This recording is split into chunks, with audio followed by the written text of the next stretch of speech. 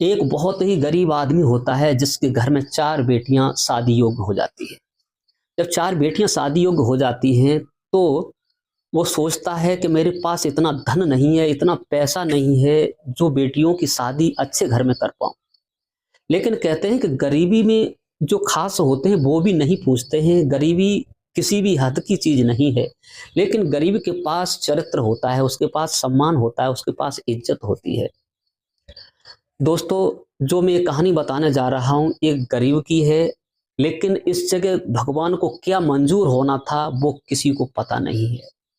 आइए कहानी सुनाते हैं। नमस्कार, मैं हूँ प्रेम यादव। कहानी अच्छी लगे तो लाइक कमेंट शेयर करना ना भूलें।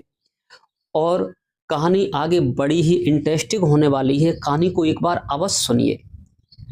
तो जिनका नाम होता है गोपीचंद, ये नखलऊ के रहने वाले होते हैं। इनके यहाँ 4 बेटियां होती हैं, गांव लगा होता है पड़ोस में। तो ये खेतों में काम करने जाते हैं तो 250-300 रुपए मिलते हैं। बेटी 4 हैं, खाने पीने की ही व्यवस्था हो पाती है। उन्होंने सोचा कि अब घर में रहकर क्या करेंगे। एक गांव के ही ठेकेदार हैं, वो चेन्नई में कोई काम करते हैं, ठेका लेते हैं, तो उनके साथ जाया जाए तो वहां कुछ पैसा मिल जाएगा, इकट्ठा हो जाएगा। 1-2 साल में, 1 साल में लौट के आएंगे तो बेटी का विवाह कर दें।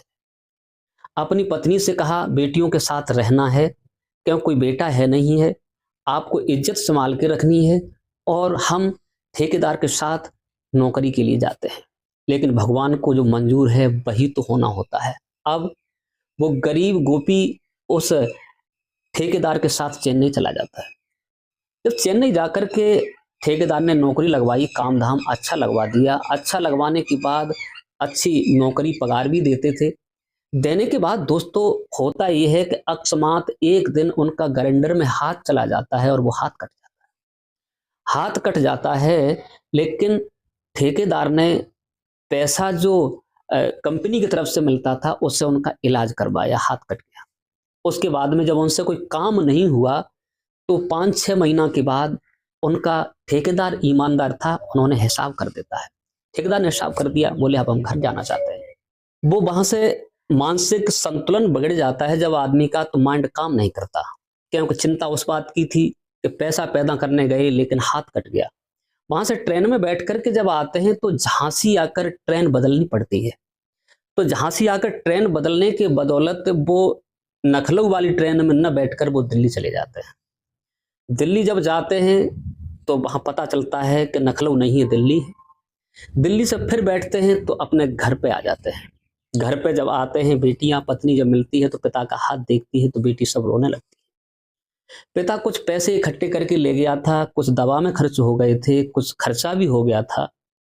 अब उन्होंने विचार किया कि बड़ी बेटी का विवाह पहले करेंगे। उस बेटी का नाम था निधि। तो किसी ने बताया कि मेरे साथ चलो, पड़ोस में एक गांव है 7-8 किलोमीटर, वहां पर एक अच्छा आदमी है, हो सकता है कि वहां शादी आपकी फिट हो जाएगी।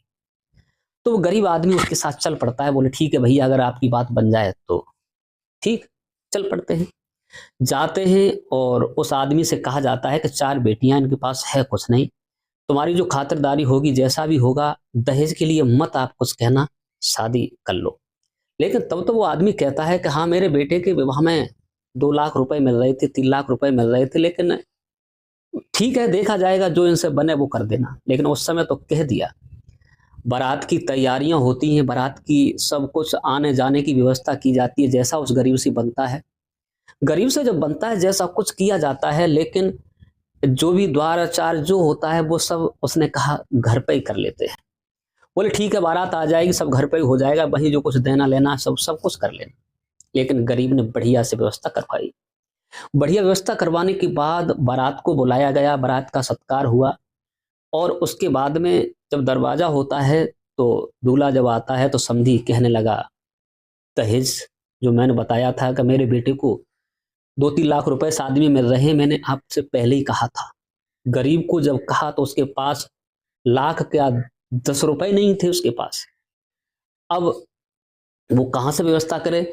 बोले साहब ऐसी बात तो नहीं हुई थी, लेकिन वो धन का लोभी आदमी कहता है मेरे बेटे के 50 विवाह आ रहे थे, मैं तो कहीं से कर लेता, लेकिन तुमने ही तो कहा था कि जैसा होगा सब कुछ देखा जाएगा। मैंने पहले ही कहा था, मेरे बेटे के 2-3 लाख रुपए मिल रहे हैं, मैं ऐसी शादी हरगिज करना नहीं चाहता। अब बारात द्वार पे है, दरवाजे की तैयारी है, लेकिन वो जो आदमी होता है पैसे का लालची, अपने लड़का और बारात को लेके वहां से भाग जाता है, बारात वहां से भगा ले जाता है।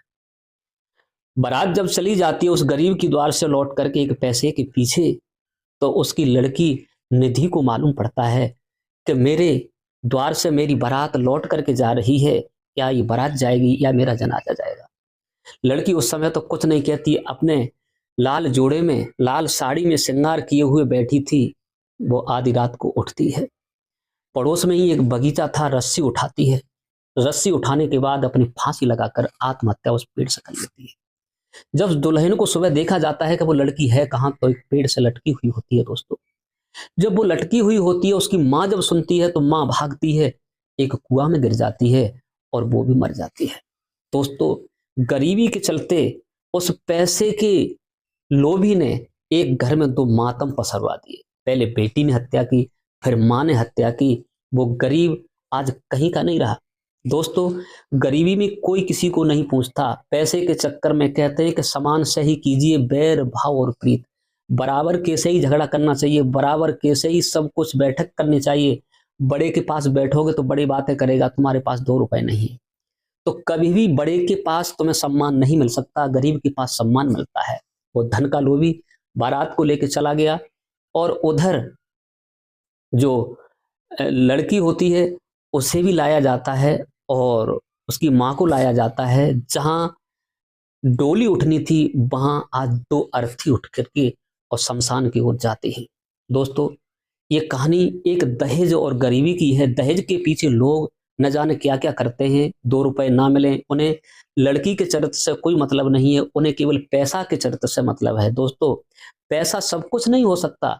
पैसा आपको, पैसा से आप कलम ले सकते हैं मगर लेख नहीं मिल सकता। पैसा से पुस्तकें खरीद सकते हो मगर आपको ज्ञान नहीं मिल सकता। पैसा से आप पत्नी खरीद सकते हो लेकिन धर्म पत्नी नहीं मिल सकती। पैसा से बिस्तर खरीद सकते हो मगर नींद नहीं मिल सकती। पैसा से भोजन ले सकते हो लेकिन भूख नहीं मिल सकती। पैसा अपनी जगह, सब कुछ पैसा ही नहीं है दोस्तों। पैसा के पीछे लोग पड़े हुए हैं। इसलिए मैंने जो ये कहानी हमें मिली थी, मैंने वही आपको सुनाई है। ये नकलों की हकीकत कहानी है। और जो मैं बता रहा हूं कि दहेज के लालच में लोग दुर्दशा, अपना घर बिगड़वाते हैं, लड़कियों का घर बिगड़ जाता है, क्योंकि तुम्हारे जो मिलता है उसी में सम्मान कर लेना चाहिए, आपकी बेटी है। लेकिन बड़े बड़े लोग इस चीज को नहीं मानते हैं। इस एक गरीब की मैंने कहानी जो आपको सुनाई है। अगर आपको कहानी हमारी कैसी लगी, लाइक कमेंट शेयर करना जरूर, और हमें बताना कमेंट में। क्योंकि इस कहानी को सुनाकर किसी का दिल दुखाना नहीं है, किसी को परेशान करना नहीं है, किसी को टॉर्चर करना नहीं है, केवल आप लोगों को जागरूक और सचेत करना है। ऐसी ही कहानियां सुनने के लिए हमारे चैनल पर बने रहिए। नमस्कार, जय हिंद, जय भारत। मिलते हैं नेक्स्ट वीडियो में।